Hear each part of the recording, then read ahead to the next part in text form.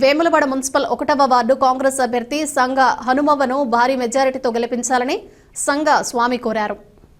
ఈ సందర్భంగా వారు మాట్లాడుతూ తాను చేసిన అభివృద్ధి, కాంగ్రెస్ పార్టీ ఇస్తున్న సంక్షేమ పథకాలను దృష్టిలో పెట్టుకుని తమకు మరొకసారి అవకాశం ఇవ్వాలని సంగ స్వామి కోరారు. కాంగ్రెస్ పార్టీ అధికారంలో ఉందని, ప్రభుత్వ విప్ ఆది శ్రీనివాస్ నాయకత్వంలో వార్డుని అభివృద్ధి పదంలో తీసుకువెళతానని హామీ ఇచ్చారు.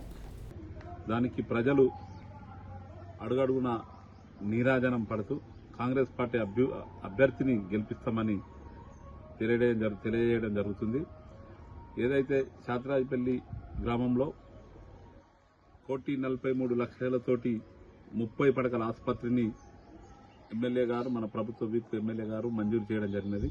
అదేవిధంగా ఇందిరమ్మ ఇండ్లు, ఉచిత బస్సు, ఉచిత 200 యూనిట్లు ఉచిత కరెంటు, మరియు రైతు రుణమాఫీ, రేషన్ కార్డులు, సన్న బియ్యము, ఇవన్నీ ప్రభుత్వ సంక్షేమాలు ఒక పక్కనైతే, మన వేములవాడ ఎమ్మెల్యే ప్రభుత్వ విప్ ఆది శ్రీనివాస్ గారు చేస్తున్న అభివృద్ధిని చూసి వేములవాడ దేవాలయ అభివృద్ధి కావచ్చు, వేములవాడలో 3 బ్రిడ్జిల అభివృద్ధి కావచ్చు, రోడ్లు కావచ్చు, ఇవన్నీ చూసి ప్రజలు ఆకర్షితులై కాంగ్రెస్ పార్టీని బలపరుస్తున్నారు, కాంగ్రెస్ పార్టీ అభ్యర్థులను గెలిపిస్తున్నారు.